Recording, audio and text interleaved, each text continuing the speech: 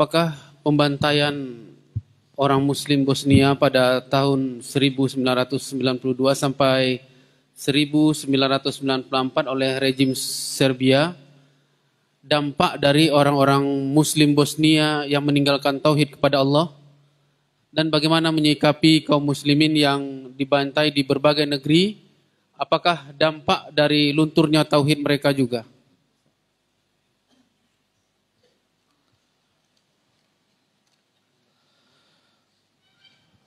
Sebagian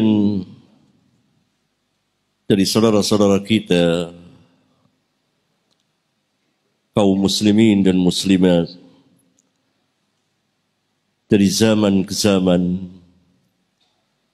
telah dibantai, ditumpahkan darahnya oleh orang-orang kufar, khususnya sebagai ujian bagi mereka, atau agar mereka terjaga dari tidurnya, atau sebagai teguran dari apa yang mereka lalaikan.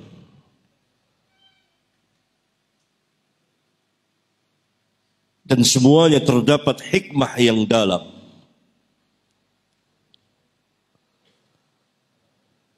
Saya sebutkan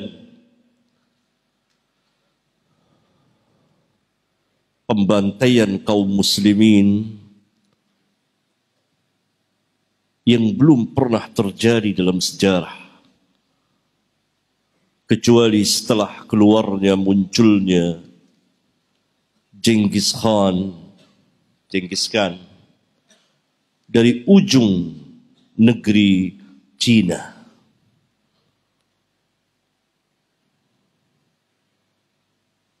Hanya dalam waktu yang singkat setahun saja,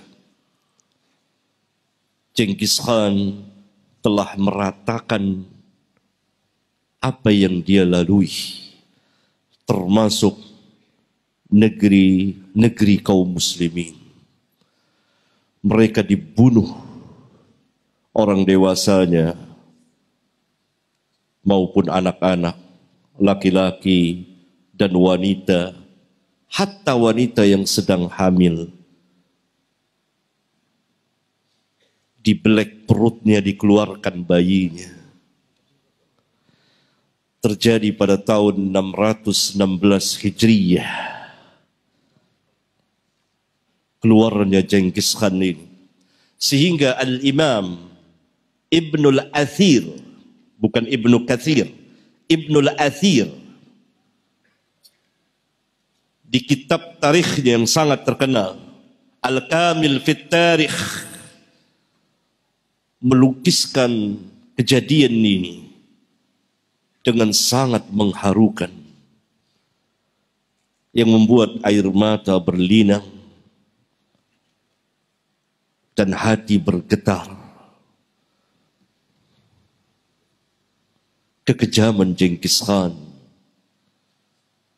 meratakan negeri kaum muslimin, Samarkand, Bukhara,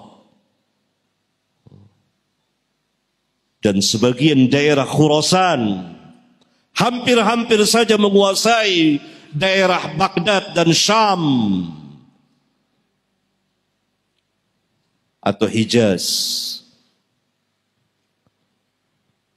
Genghis Khan, salah satu Fir'aun yang muncul pada zaman itu, hanya dalam waktu 1 tahun.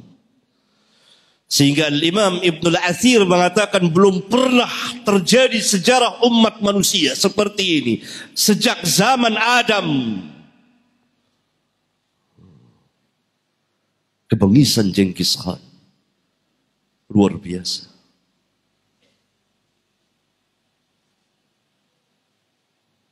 Tidak cukup sampai di situ, maka muncul kekuasaan cucu beliau, cucu Genghis Khan, yaitu Hulagu Khan. Hulagu Khan,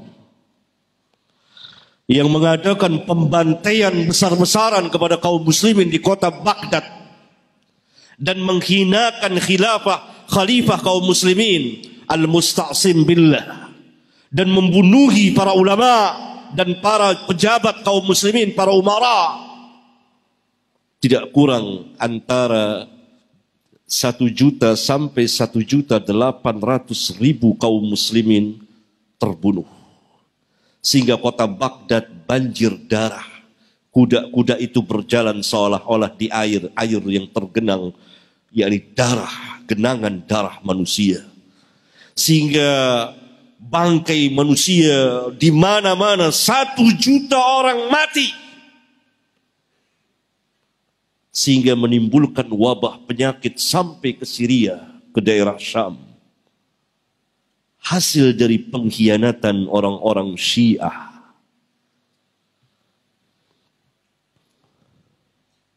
Dibantai. Sebelumnya dalam perang salib pertama, kaum muslimin pun dibantai. Pasukan salib menguasai Palestina, habis kaum muslimin. Dan begitulah. Sebelumnya lagi orang-orang zindiq, Qaramitah, kaum Qaramitah, atau yang kita kenal dengan nama Batiniyah, atau dengan nama Ismailiyah, atau dengan nama Nusairiyah, yang sekarang berkuasa di Syria. Bashar Asad ini dari kaum Qaramitah, dari kaum Batiniyah, dari kaum Ismailiyah atau Nusairiyah, kafir, kaum zindiq. Kakeknya dahulu membantai kaum muslimin, mengambil Hajar Aswad dari kota Mekah, memindahkan ke negeri mereka sampai beberapa puluh tahun, sampai 20 tahun lebih, membunuhi kaum muslimin, mencegat jamaah haji, dilarang orang menunaikan ibadah haji, dibunuh. Ini kaum Qaramitah, dan cucunya sekarang pada hari ini, detik ini melakukan perbuatan itu di Syria, membantai kaum muslimin. Ribuan, puluhan ribu kaum muslimin dibantai. Terus dari zaman ke zaman, sampai pada masa yang ditanyakan di Bosnia dan lain-lain tempat.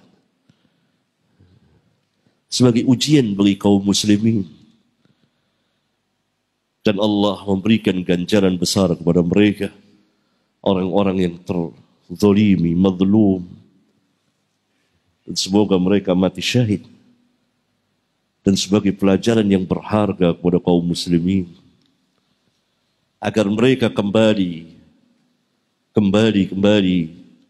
kepada agama mereka. Barangkali itu sebagai ibrah. Fa'tabiru ya ulil absar. Ambillah pelajaran wahai orang-orang yang mempunyai pandangan.